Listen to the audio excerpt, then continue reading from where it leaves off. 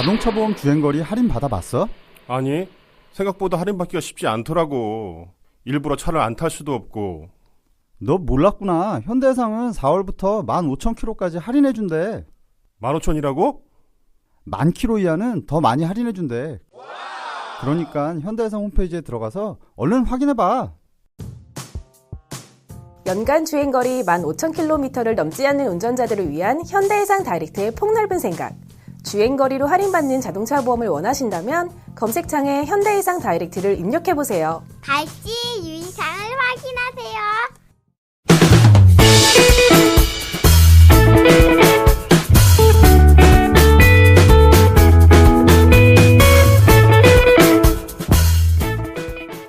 김광수의 경제데이트. 안녕하세요. 7월 3일 10회 1부 시작하도록 하겠습니다. 저는 서성민입니다. 안녕하세요. 저는 박상아입니다. 네, 안녕하세요. 김광수입니다. 네, 시청자 여러분들께 양해 말씀 전합니다. 오늘 방송은 제가 진행을 맡게 되었는데요. 길경식님은 잠깐 가족여행에 휴가를 갔고 그간 자원봉사로 진행을 맡으셨던 제리님과 벙따님이 사정상 방송 참여가 어렵게 되었습니다. 그래서 그 틈을 타서 제가 진행을 맡게 되었는데요. 예. 그동안 방송 진행을 위해 애써주신 제리님과 벙따님께 아쉬움과 감사의 말씀을 전합니다. 제리님과 벙따님은 다음 기회에 또 모시기로 하고, 오늘은 시민공부방에서 자원봉사를 하신 박상아님을 오늘 이 자리에 모셨거든요.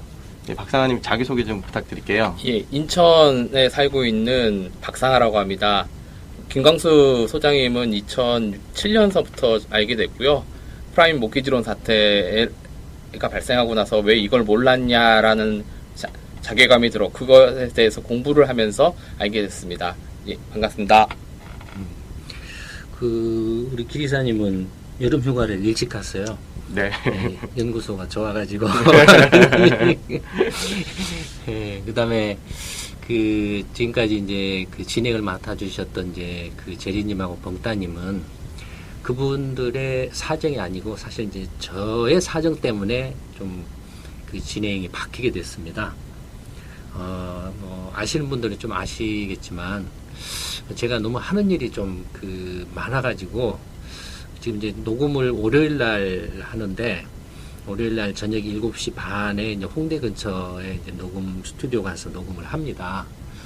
그런데 이제 원래는 제가 보통은 이제 평일날 같은 경우는 일찍 좀 출근을 합니다. 그래서 아침 7시 전후로 해서 이제 출근을 해서 여러 가지 보고서라든지 이런 것들을 좀 정리를 하고, 그 다음에 아침에 이제 같이 일하시는 분들이 나오면 그걸 발송을 하고 하는데, 제가 이제 보고서 작업도 있고, 일주일에 이제 경제 시평을 비롯해서 나가는 보고서가 이제 4편이 나가죠.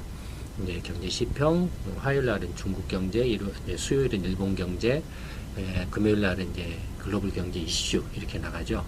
물론 이제 각 담당하시는 분들이 계시는데 어쨌든 간에 제가 이제 좀 체크도 하고 또 제가 직접 쓰는 것도 있고, 거기다가 이제 또 경제 보고서도 나가고, 또 이제 이미 말씀드린 것처럼 이제 이순신 프로젝트를 진행을 하고 있는데, 이순신 프로젝트에서 이제 일반 시민들을 이제 상대로 해서 정책 아카데미를 지금 이제 1년 넘게 하고 있습니다. 그래서 매주 주말, 토요일이나 일요일, 주말마다 이렇게 하고 있는데, 그러다 보니까 제가 너무 지금 이제 로드가 많이 걸려 있어요.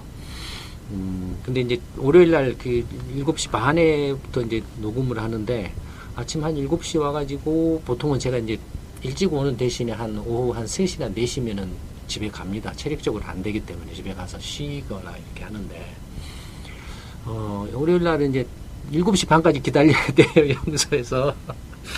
7시 반까지 기다려야 되고, 또 이제 기다려서 가서 또 이동해서 녹음해야 되고, 저녁에 이제 집에 오면은 거의 10시가 넘는 시간이 돼서, 너무 이제 제가 좀, 피로가 누적이 많이 돼서, 어쩔 수 없이 이제 연구소 근처에서, 그 다음에 시간을 좀 당겨가지고 7시 반이 아니고 한 오후 3시쯤으로 이렇게 당겨가지고 연구소 근처에서 좀 녹음을 좀 하면 조금이나마 좀 제 부담을 이렇게 줄일 수 있지 않을까 생각을 했습니다. 그래서 이제 부득이 이제 우리 그 제리님하고 벙따님한테 양해 말씀드리고 연구소 근처에서 녹음을 이렇게 하는 걸로 이렇게 바꿨습니다. 그러다 보니까 이제 두 분은 서울에서 직장회를 다니시는데 이제 녹음은 이제 연구소 일산에 이제 연구소가 있습니다만 일산 스튜디오에서 녹음을 하는데 두 분이 퇴근해가지고 일산까지 오실 수는 없고 거리가 멀기 때문에 그래서 이제 어쩔 수 없이 진행을 좀 이제 바꾸게 됐습니다. 그동안 했던 그 경제 데이트를 위해서 이렇게 바쁜 가운데서도 10회 넘게 애를 써주신 우리 제리님하고 봉따님께 이 자리를 빌어서 감사 말씀드립니다. 이제 새로 이제 일산에서 이제 그 녹음을 하기 때문에 또 새로 시작하는 마음으로 한번 해보도록 하겠습니다. 네. 예, 제리님과 벙따님은 그럼 다음 기회에 또 네, 한번 기회가 기회가 나오면 되면은 한번 모셔서 또 이야기를 하죠. 네. 그럼 오늘은 1부에서 한미 정상회담과 관련하여 말씀을 나누고요. 그 한미 정상회담에서 또 한미 FTA 이야기가 나왔잖아요. 2부에서는 그 한미 FTA에 대해서 소장님 말씀을 들어보도록 하겠습니다. 예.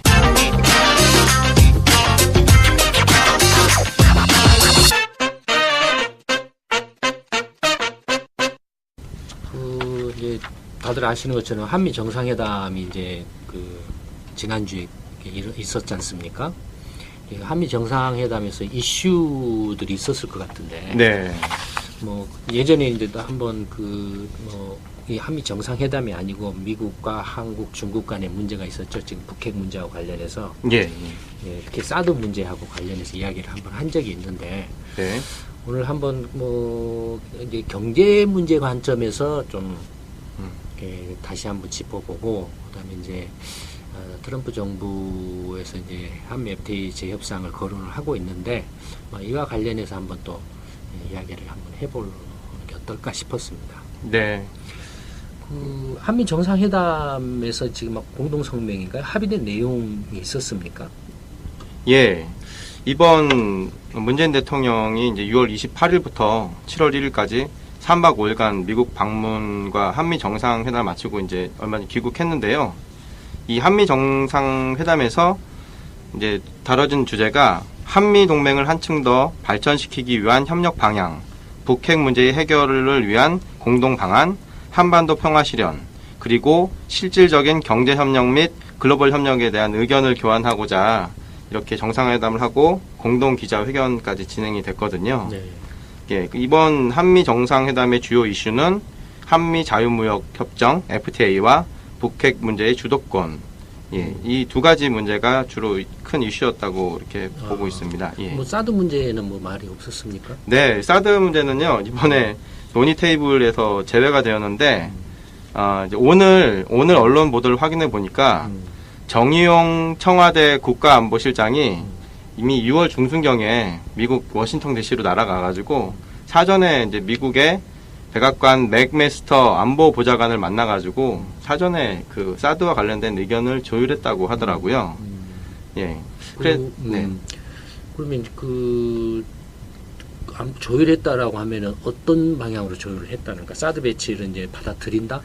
이게 사드 배치와 관련해서는 이번 정상회담 기간 동안 이제 문재인 대통령께서 그냥 언급 정도만 하고 넘어갔는데 미국 측에서 먼저 사드는 이번 정상회담의 주요 의제가 아니다라고 먼저 선을 그으면서 이제 한 발 물러선 모습을 보여줬고 이제 공화당 의원들의 만찬에서 문재인 대통령이 이제 먼저 사드 배치 과정을 간략히 이제 설명을 했다고 합니다.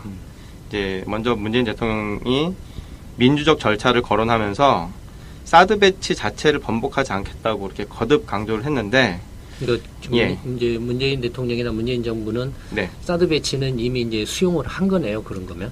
예, 정확한 사드 배치는 하는데 네. 다만 그 사드 배치를 하는데 이르는 그 절차가 그렇죠. 합법적이거나 어떤 그 정상적인 절차를 밟지 않았을 뿐이다. 근데 그런 절차를 밟는 과정이 좀 시간이 필요하다. 그러니 트럼프 정부나 미국에 대해서는 우리는 사드 배치는 할 테니까 거기에 대해서는 걱정하지 마라. 뭐 이런 이야기인가요? 정확한 말은 한국은 미국과 같은 민주주의 국가이므로 민주적 절차적 정당성은 꼭 필요하다. 저나 새 정부가 사드 배치를 번복할 의사를 갖고 절차를 밟는 것은 아니냐는 그런 의구심은 버려도 좋다. 그러니까, 이런 얘기를 그러니까 했다고 사드 합니다. 배치는 이제 수용을 한 거네요. 결과적으로는 이제 그렇게 예, 수용을 한 거고 이제 그 국민들을 설득하는 일을 이제 조금 시간이 걸리겠지만 하겠다라는 그런 그렇죠. 이야기네요. 예, 뭐 환경 영향 평가나 뭐 이런 근데 만약에 그 네. 환경 영향 평가나 국민들을 설득한다고 해가지고 만약에 설득이 안 되면 어떻게 됩니까? 유식행위라는 얘기 같습니다. 설득 과정이. 그러니까 뭐 그럴 가능성이 없다라고 생각하고 한 이야기겠지만 네, 어쨌든 간에 민주적 절차에 따라서 했는데 네, 반대 여론이나 반대 의견이나 또는 뭐 성주입니까 배치 장소가 네, 네. 뭐 성주 주민들이 결사적으로 반대해가지고 민주적 절차에 따라서 이렇게 했는데 만약에 이렇게 어렵다라고 하면 어떻게 할 거예요? 그다음에는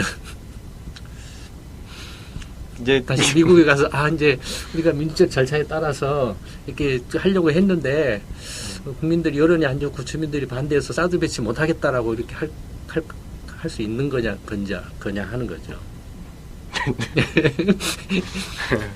이제 뭐 국가 간의 이제 약속이니까 사드 배치도 이제 이전 정부에서 이제 또 뭐 문서상이나 뭐 절차상이나 뭐 이런 건 없었지만 약속한 거니까 이대로 그 이제 한미 동맹 차원에서 이렇게 진행을 꼭 하겠다 이런 얘기 아닐까 싶습니다. 사실은 군사 외교 군사적인 문제 중요한 문제들은 다 국회 비준을 거쳐야 돼요. 네. 예. 네.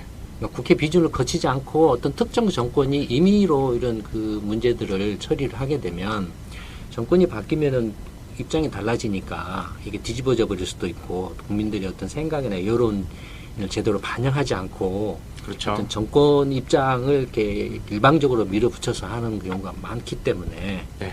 혼란이 야기되죠. 결과적으로는 이게 이제 외교 군사적으로도 신뢰를 잃는 그런 상황이 벌어질 위험이 높죠. 근데 어쨌든 간에 그 정상회담에서 그 사드 문제를 거론을 안 했다라고는 해도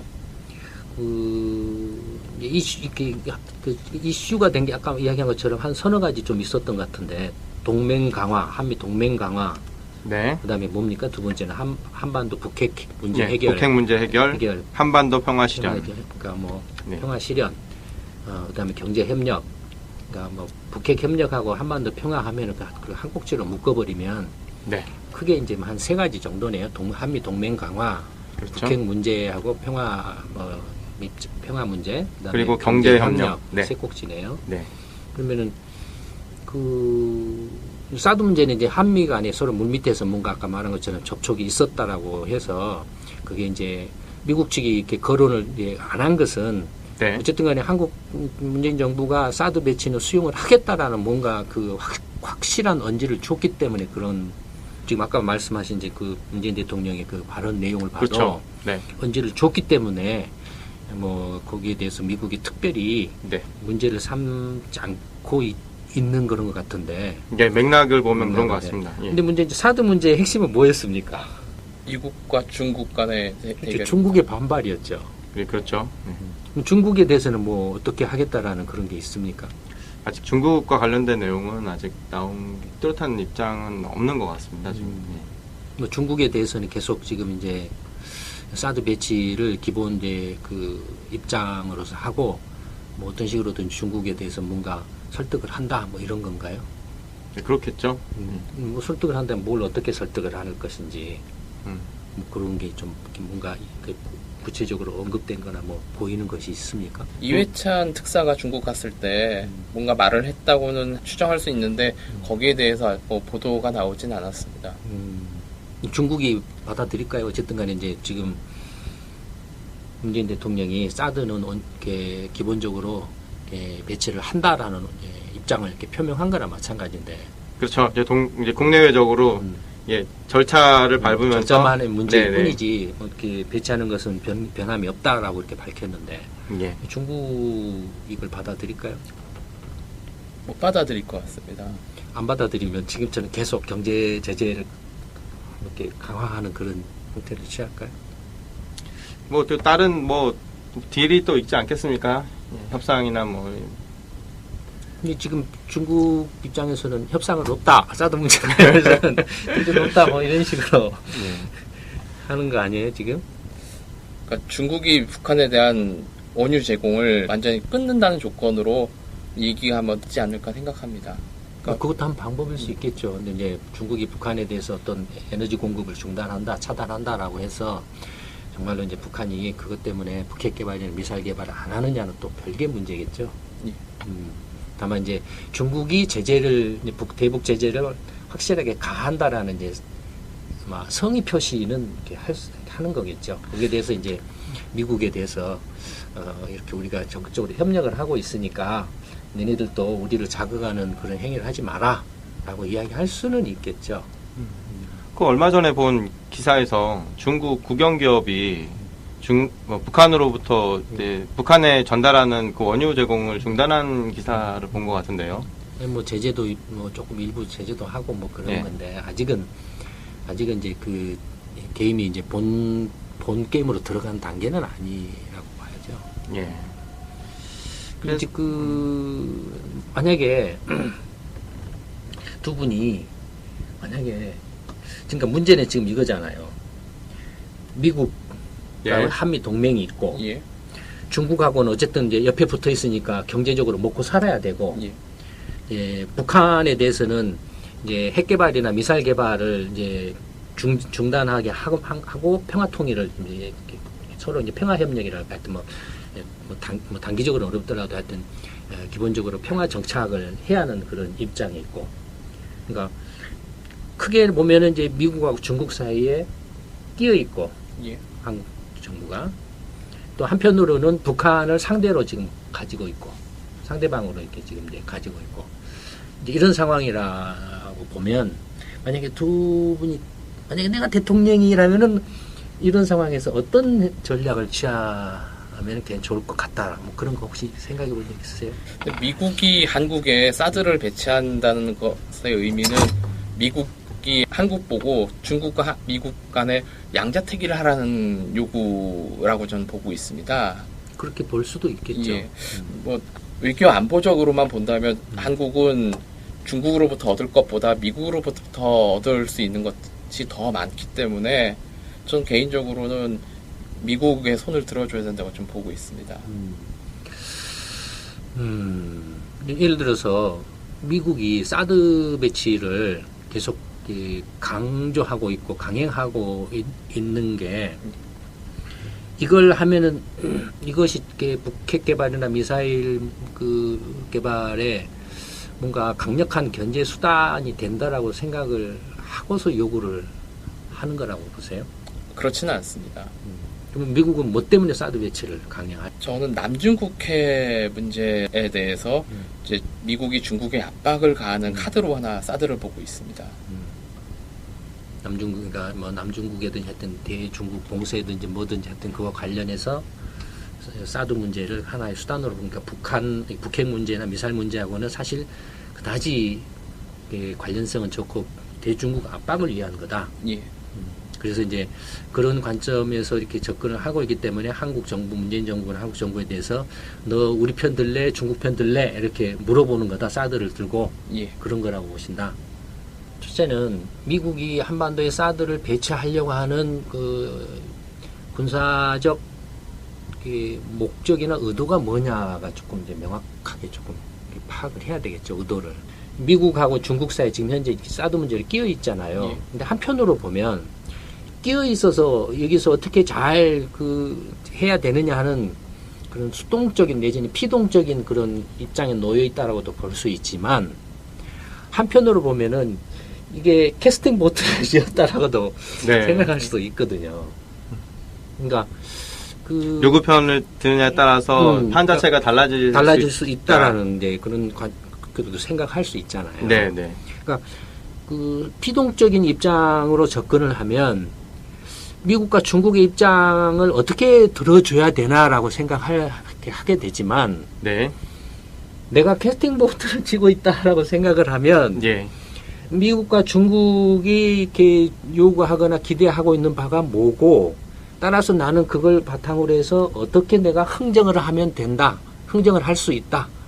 라는 식으로 접근할 수도 있지 않냐 이런 거죠. 그럼 혹시 소장님 생각하시는 그런 있죠. 있을 리가 있는 얘기를 하죠. 이번에 이제 또 얘기가 되는 게 그 문재인 대통령하고 함께 동행한 경제인단이 이제 있다고 해요. 그래서 그 경제인단 방미 수행 경제인단으로 삼성과 현대차, SK, LG, GS까지 해가지고 대기업, 중견기업, 중소기업 등 이제 국내 52개 기업들이 여기 함께 동행했는데 이제 미국에다가 5년간 452억 달러, 우리나라 원화로 약 40조 원 가량을 미국에 투자하기로. 돈 뒤에 이제 뭐 예. FTA 관련 이야기할 때 같이 묶어서 네네네. 이야기하는구나. 근데 이제 이거 보니까 양국 정상회담 앞서서 발표를 했더라고요. 이거 저는 이제 이 정상회담 앞서서 사드 배치 문제도 누그러뜨리고 그렇죠. 대규모 선물 부담을 풀어가지고. 네, 그러니까 정치적 흥명의 하나의 그 수단으로서 볼 수도 있죠. 네. 충분히 그럴 가능성이 있습니다. 근데 이제 그 경제적으로 가서 뭐 어떻게 하겠다라는 것은 뭐 일본도 그렇고 뭐 독일 같은 데도 그렇고 어떻게 보면 공수표에 가까워요. 그러니까 5년 동안에 하겠다라는 거니까. 투자를 근데 소장님, 근데 그 기업들도 이렇게 적극적으로 본인들이 나서서 하는 거면 자기들도 그러니까 이득이 있으니까 하는 거 아니겠습니까? 그러니까 그건 실제 투자를 해봐야 아는 거예요. 말은 누가 못해요. 너 이렇게 협박하는데, 너 미국에서 장사 못하게 하는데, 그럼 내 뭐 한 20억 달러 이렇게 투자할게 한 5년에 걸쳐서. 5년에 걸쳐서 하면은 4년 동안 안 하고 있다가 5년 후 딱 트럼프 물러나면은 그때 날아가는 거고. 또 뭐 눈치 봐가면서 슬슬슬슬 또 이렇게 바꿀 수도 있고. 기업들이 투자해서 공장을 지으려면은 뭘 공장 부지도 알아봐야 되고 알아본 다음에 계약도 해야 되고 그런 준비 단계가 길거든요. 이제 뭐 그런 것도 있고, 네. 투자 결정은 정말로 거기 내가 돈을 넣어가지고 장사가 되느냐죠. 다 되느냐죠. 지금까지 이제 그 투자를 안 했는데 트럼프가 이렇게 윽박 지른다라고 그래서 투자하겠습니다 라면 트럼프가 윽박 안 질렀을 때에도 사업성이 있었는데 윽박 이렇게 질러서 그걸 몰랐다가 사업성이 있었던 걸 몰랐다가 윽박 질러서 그때서야 사업성이 있다는 걸 알고 투자를 한다라는 그런 건 아니잖아요. 예. 투자보다는 어떻게 다른 방식으로 하는 게 훨씬 더 유리했기 때문에 투자를 안 했겠죠. 근데 윽박 지르니까 어쩔 수 없이 지금 하는 거죠. 그러면 어떻게 보면 이제 정부의 그런 이제 대미 외교의 수단으로 민간 기업들이 또 동원이 된 측면도 있겠네요. 네. 근데 뭐 기업들 입장에서도 뭐 일단 뭐 같이 뭔가를 이렇게 제스처는 보여줄 필요가 있고, 그러니까 그 정상회담은 일종의 그 정치적 이벤트라고 보면 됩니다. 그게 무슨 경제적 큰 이벤트라기보다는 정치적 이벤트라고 보면 되죠. 근데 이제 트럼프는 이제 이런 이제 그 한국의 기업들이 투자를 한다. 그런 걸 지금 이제 예. 원래 트럼프 그 자체가 네.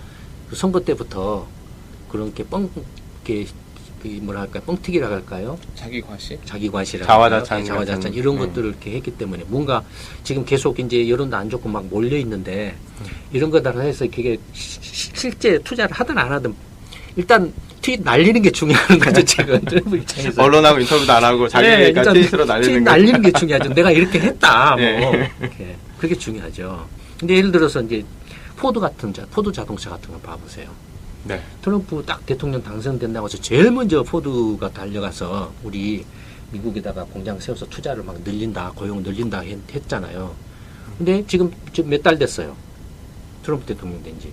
작년 11월 달 됐으니까 1월 달에 출범했으니까 이제 한 6달 정도? 네. 5달 정도 됐는데 뒤집었잖아요. 미국에 투자 안 하고 오히려 미국 투자하는 걸 오히려 줄이고 다른 데 중국에 투자하는 걸로 이렇게 했잖아요. 왜 그랬어요? 왜 그랬을까요? 포드 자동차가. 트럼프가 중간에 낙마할 거라고 생각하는 건가요? 그 경제지평에서 봤을 때 최근 미국 자동차 판매가 정체 내지는 약간 감소하고 있다고. 빙고. 예, 그게 답이에요. 지금 미국 자동차 판매가 지금 계속 작년 연말 후반부터 이렇게 줄어들고 있어요. 판매가 줄고 있어요. 물론 아직도 절대적으로 보면 전체적으로 보면 높은 수준이긴 해도 줄어들고 있어요. 근데 이제 경쟁은 더 치열해졌죠. 예전에 비해서. 어마어마하게 치열해졌죠. 줄어들고 있을 뿐만 아니라 지금 이제 어떤 문제까지 생기고 있나요? 그 이른바 자동차판 서브프라임 론 문제가 지금 거론되고 있죠. 네. 예. 그러니까 전체 지금 자동차 할부 대출의 한 30%에서 40%가 지금 이른바 그 신용 불량자에 가까운 서브프라임 론 상대에서 이렇게 해준 거예요. 그러니까 그 소득이 안 되는 사람들한테 이렇게 SUV라든지 뭐 대당 한 5만 달러 막 고가차 이런 것들을 막 할부로 막 판 거예요. 미국 같은 경우는 이제 자동차를 어떻게 이제 사냐면 대개 이제 신차를 할부 대출을 받아서 신차를 사가지고 3년에서 5년이면 그 차를 바꿔요. 새 모델이 나오면. 근데 바꾸는 바꿀 수 있는 기반이 뭐냐면 3년이나 5년 되면 중고차가 되잖아요. 네. 그 중고차 가격이 빵빵해요. 그러니까 그 중고차를 근데 이제 자동차 딜러들이나 판매점에서 그 신차 새 모델이 나오면 그 사람들한테 이렇게 신차를 이렇게 다시 바꿔타라고 해요. 대신에 중고차를 좋은 가격으로 팔아준다. 그러니까 실제로 신차를 구입하는 가격 부담은 별로 안 별로 안 들어요. 중고차로 이렇게 가름을 하니까. 네. 근데 지금 이제 그 이른바 그 자동차 회사들이 이제 그 굉장히 그 경쟁도 하고 또 어쨌든 간에 금리도 굉장히 낮고 해가지고 이제 그 우량한 괜찮은 소득을 가진 사람들한테는 할부 대출 판매할 수 있는 다 팔았어요. 이제 더 이상 팔 데가 없으니까 그래서 이제 서브프라임로 이제 그 대상자까지 이제 막 쏟아 부은 거예요. 근데 이 30-40%가 지금 이제 미국 FRB가 뭐 하고 있습니까, 지금? 금리 인상. 금리 올리고 있잖아요. 예. 그러니까 0.25% 올렸는데도 휘청거리는 거예요, 지금. 그래가지고 이제 이 중고차 물량이 막 쏟아지는 거예요. 그러니까 중고차 가격이 지금 퍽 꺼지는 모습을 보여요. 그러니까 이제 소장님 말씀은 미국 자동차 시장이 이제 침체 징후가 드러나니까. 예, 이제 그런 식으로 가니까 이제 신차가 안 팔리는 거예요. 그래서 근데 저런 걸로. 그 경제시평 이제 중화경제 보면 중국 경제도 지금 자동차 시장이 그 판매 증가도 좀 떨어지고 이제 시장이 늘어나고는 있는데 네. 증가 속도가 둔화되고 있다 뭐 이런 거죠. 예, 그래서 이제 뭐 있는데. 신차 판매 조치 이런 것도 막 했다가 펑 튀었다가 지금은 이제 좀 줄어드는 그런 이제 보고서를 중화경제에서 나왔었는데 어쨌든 간에 예. 포드가 트럼프한테 가서 우리 미국 뭐 디트로이트나 어디다가 막 투자해가지고 고용을 뭐 1,500명, 2,000명 늘리겠다라고 했는데 네. 공수표 날리고 중국에 가서 중국 시장이 커지니까 계속 네. 중국에서 차를 팔아먹을 수가 없으니까 중국에다 투자하고 이렇게 미국에서는 투자를 오히려 이제 기존의 공장을 폐쇄하고 고용을 줄여버리는 그런 상황이 벌어지고 있는 거예요. 그러니까 공수표 날리는 거예요. 포드가 트럼프한테 가서 막 이렇게 해서 네. 뭔가 이렇게 얻을 게 있으면은 좋고 얻을 게 없으면은 그냥 공수표 날리는 거예요. 요거 한번 얻어먹고. 그러니까 경제인하고 뭐 이렇게 같이 가는 게 이제 이렇게 뭐랄까 그 이벤트라고 보면 돼요. 네. 이게 무슨 서로 이렇게 사인한 것도 아니고 그냥 가서 말로 이렇게 하는 그런 거고 그냥 이제 기업인들이 가서 하기 때문에 그쪽에 있는 이 기업가들하고 만나서 서로 이제 새로운 상담을 할 수 있는 뭔가 이렇게 건수를 만드는 그런 기회는 되겠죠. 예. 그러니까 뭐 말로는 이제 MOU는 그냥 말뿐이에요. 그렇죠. 예. 실제로 이제 계약서에 사인을 해야만 그게 이제 성사되는 거지.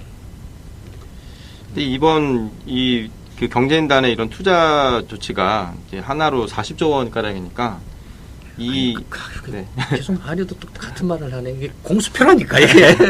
그 정상회담 전에 이제 더 부드러운 분위기가 조성이 된 것 물론 같아요. 기름칠 효과는 있겠죠. 네. 기름칠 효과는 있겠죠.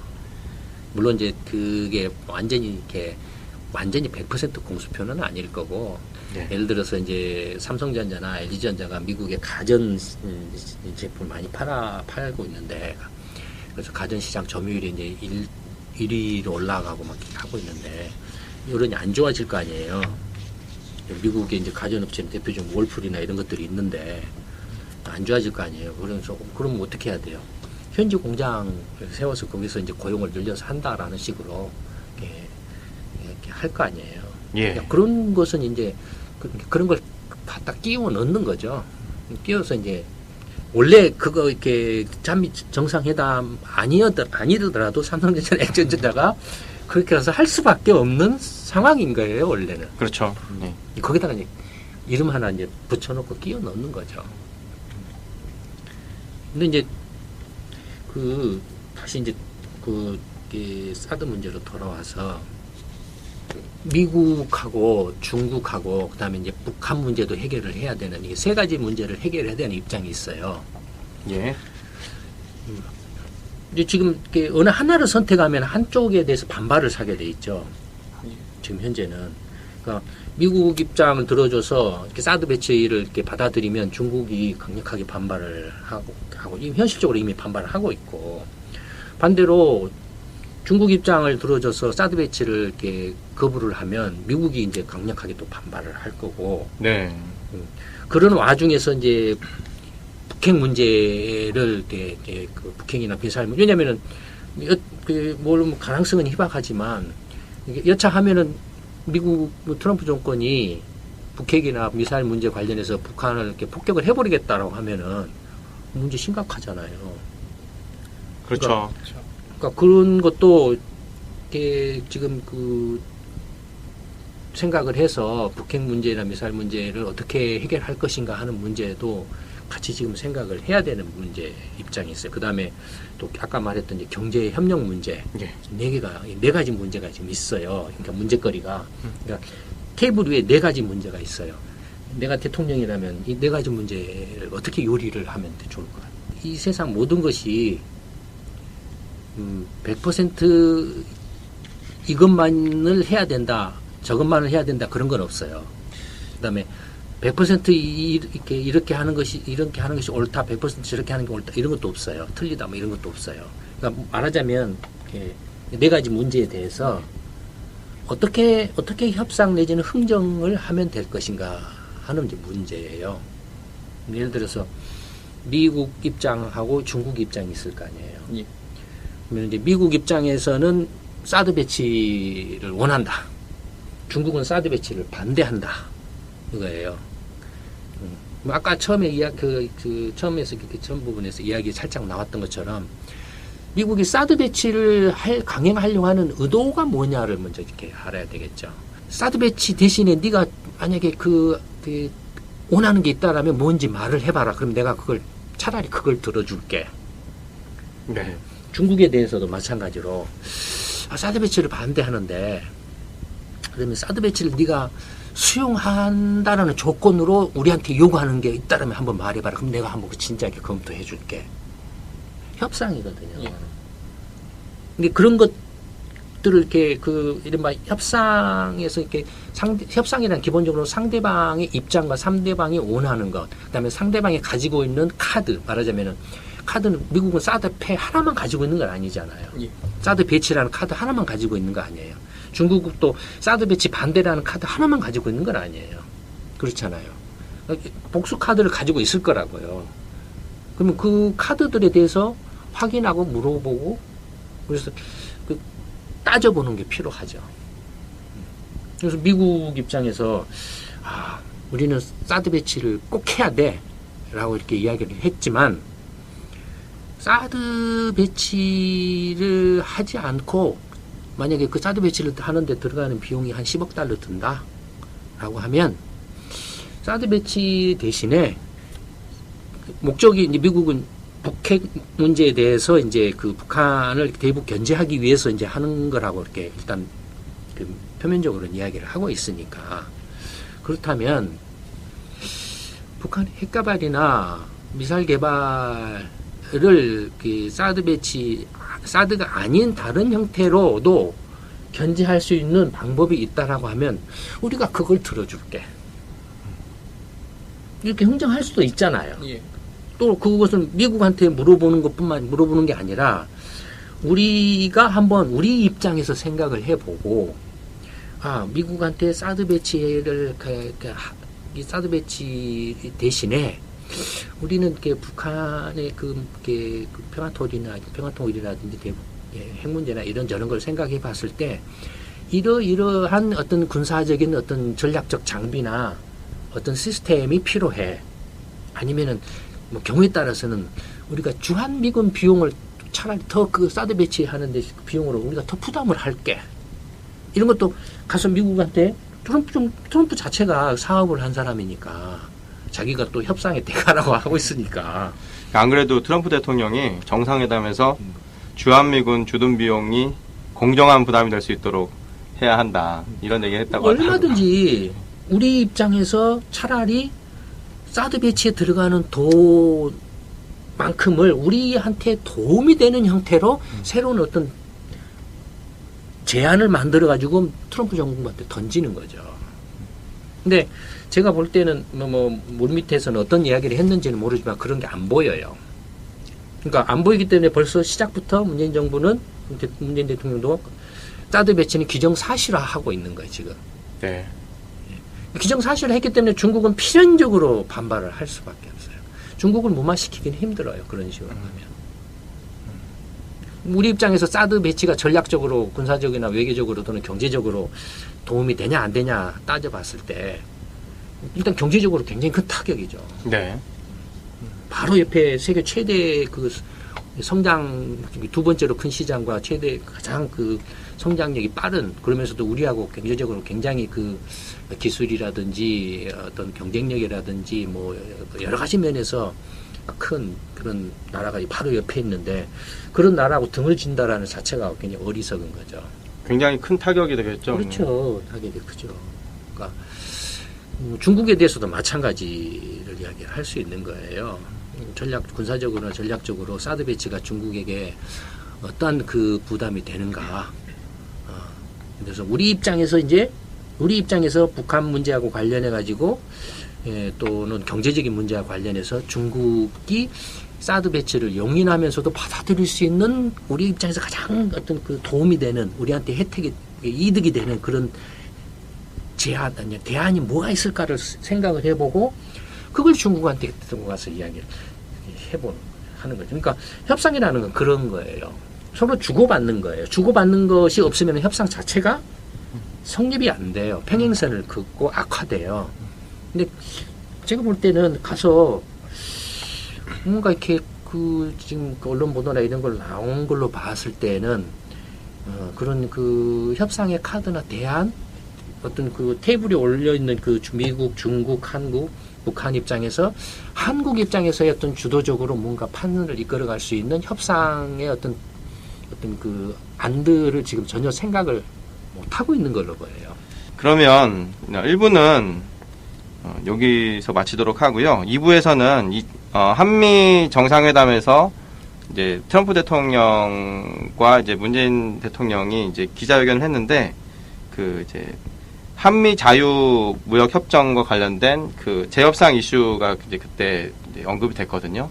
2부에서는 그 내용을 가지고 다시 한번 이야기를 나눠보도록 하겠습니다. 네, 감사합니다. 네, 감사합니다.